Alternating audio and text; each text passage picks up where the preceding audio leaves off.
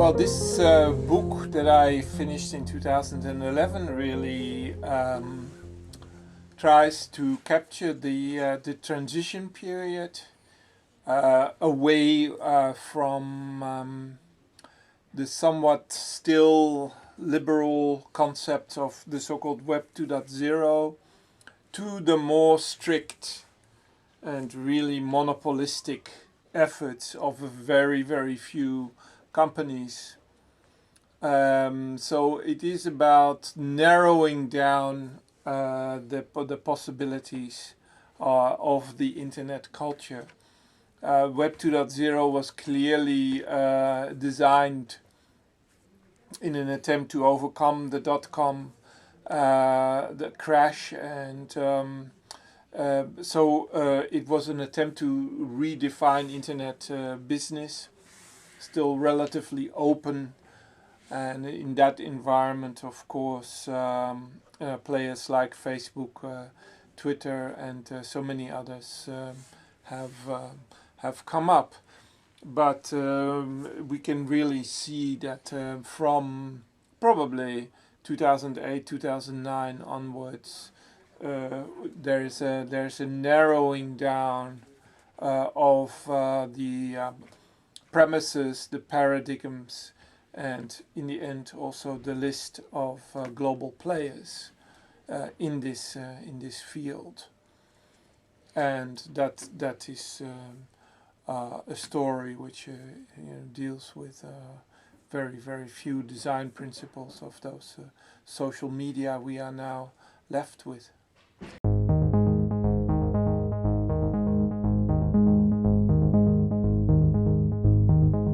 No. Of course, we are in a global recession, stagnation period, and I think that also applies to, let's say, the collective imagination when it comes to the internet. More people are now realizing that we are stuck in this situation, and that's probably the good news. But no, I mean, the whole revelations after Snowden made it clear to many more people that that we need to have a debate again about internet architectures, and there's more filtering going on. There's more censorship. There's more corporate control in this area than ever before. So although the internet is still growing and expanding, and we're just about to add the next the next 1 billion users. So in that sense, there's certainly no end of sight in terms of growth. There is a lot of concern that the internet is broken and needs to be fixed.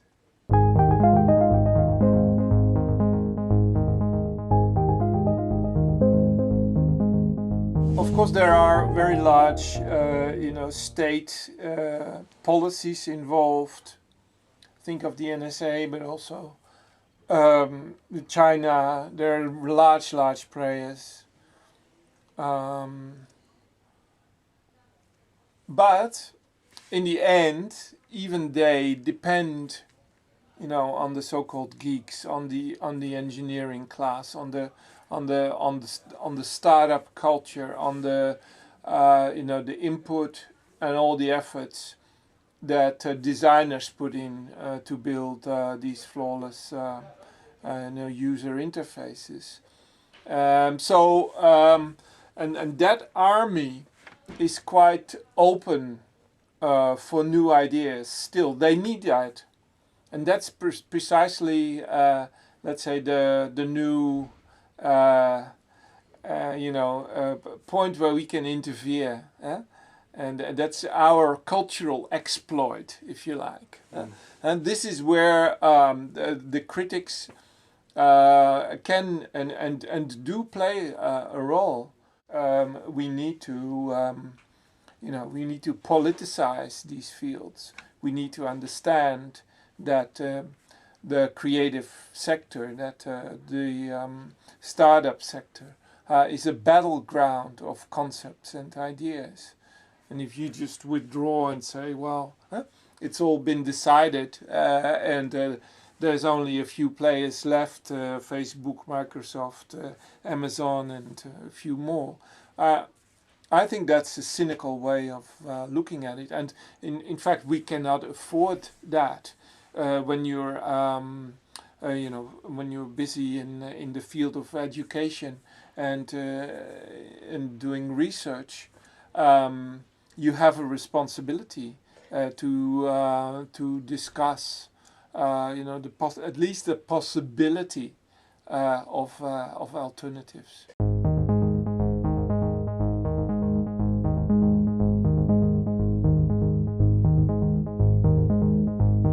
If you go to a kiosk and you buy a newspaper, luckily the guy who sells you the newspaper doesn't say, well, this newspaper has 25,000 words in it. And if you would hear that and think, oh God, now I've got to read 25,000 words, that's impossible. I'm not going to do that. I'm never going to make it, right? If newspapers would be sold like that, this newspaper contains 152 long and short articles. You think, oh my God, yeah. But that's not our approach to newspapers, right?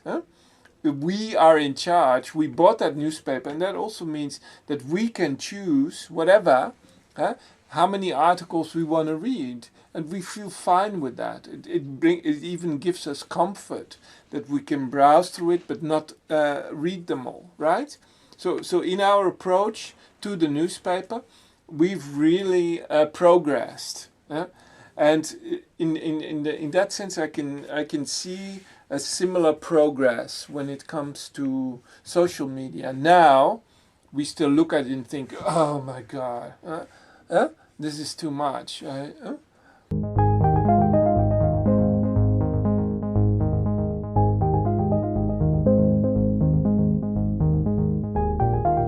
At the moment, it certainly looks like the comment space is very sour and has worsened even over the past few years.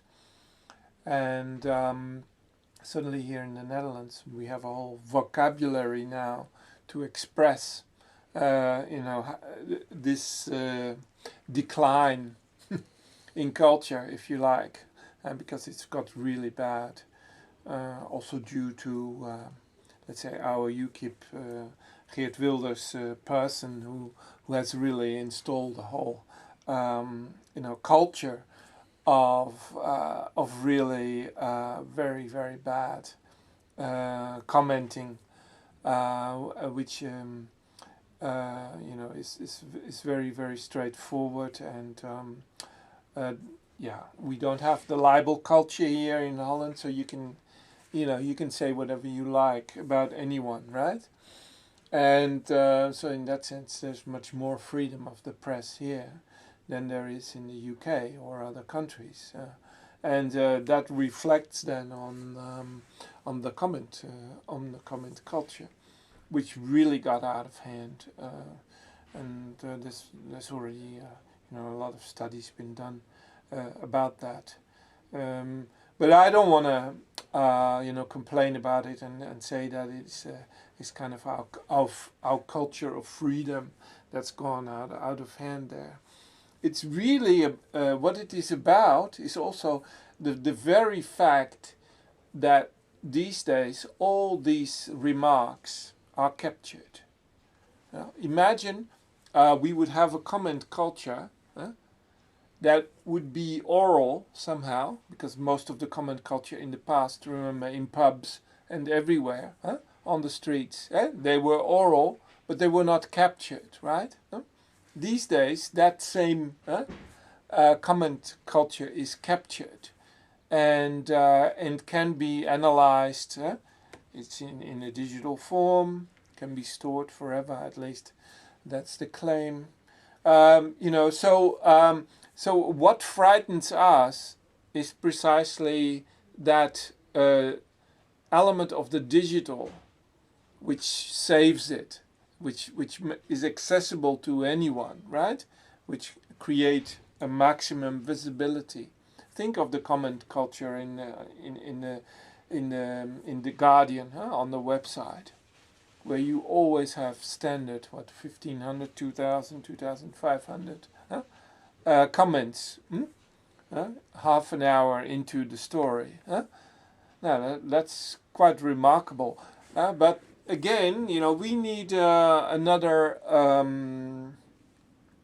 design culture there, because in a way this is oral exchange done in written form.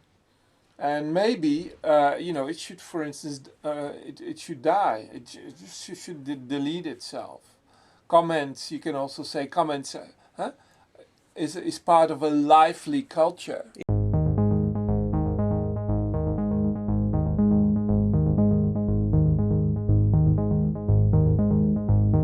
Blogs are not relevant, but the blog architecture is still relevant. It's with us. So the blog architecture, in essence, led to both Facebook and Twitter. But you could also say that the blog entries, for instance, have further evolved now into long reads, and I'm interested in that development. People have acknowledged that, not all blog entries, but there are really good ones, and that they have now further evolved, right? They've really gone through the process of the essay and emerged into a new form itself, the long read or the long form. And they become very popular because people are a bit sick of only reading very, very small references and remarks to other information. Why should I only read references? This is the problem of Facebook and Twitter, right? It never comes up with any substance. It only refers to substance elsewhere. And that's nice if you're in this very brief moment where you search information, then it can be useful. In the same way as a search engine can be useful. And remember, Facebook and Google are competing there, because they both play with the idea of search.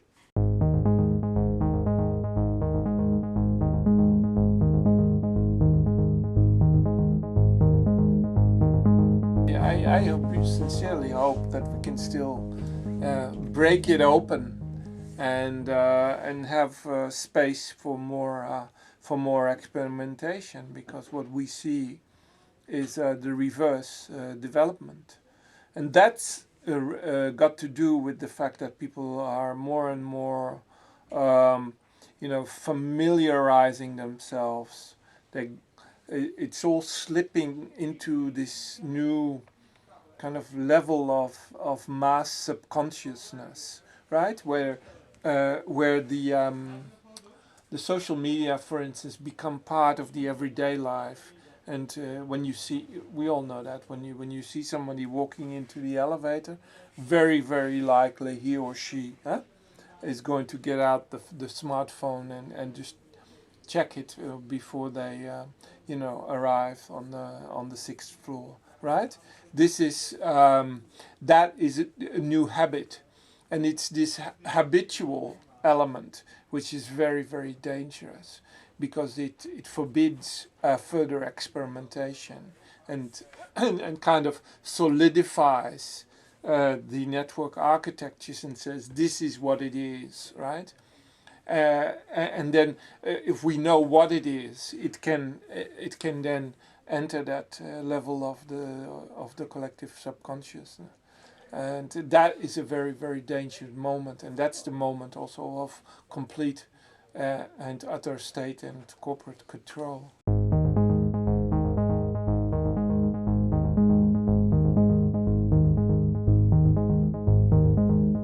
Very simple idea, and that's that organized networks is a refusal and a reversal of the dominant social network architecture of Facebook, Google, Twitter, and so on.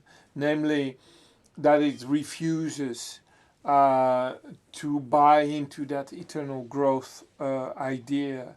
Yeah, because Facebook is refusing to open up new spaces and merely wants to, capture and the value of the existing social networks that are out there, which is kind of all about capturing value.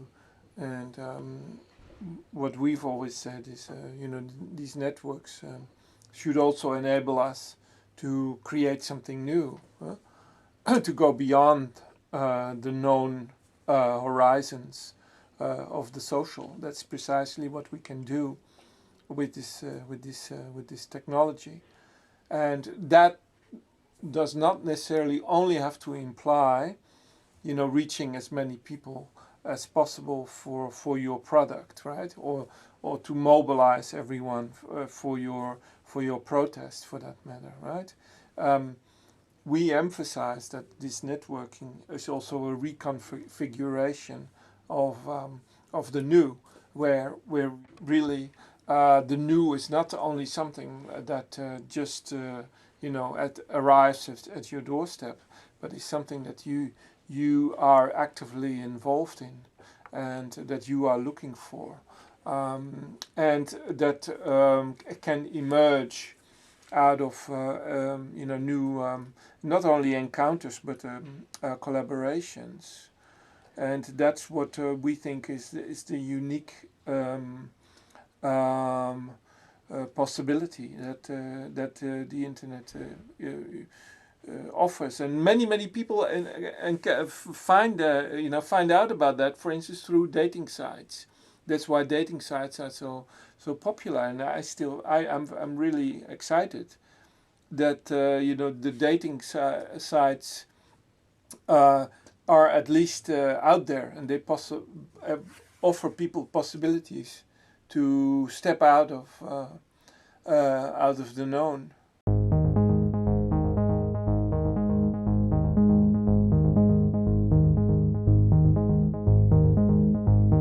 Yeah, that's true, and in that sense, Facebook is very conservative. We all know that, but there are always times in life when people are really fed up with that conservative approach. When things no longer work, when there's no income anymore, when people are very uncertain, when they are forced in through whatever circumstances to open up. New inroads into the unknown, and that's when Facebook then becomes a serious obstacle, and that's not so much my opinion. I think that's sooner or later people will find out about that, and then we always point at that unique possibility we have. To forget all about it and start something else.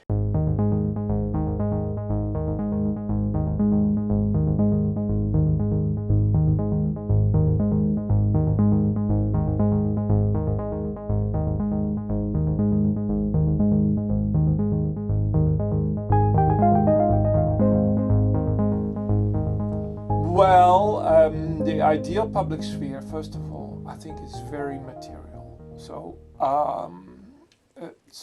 I don't have to say it's a one-on-one copy of the public infrastructure that we had 50, 100 years ago.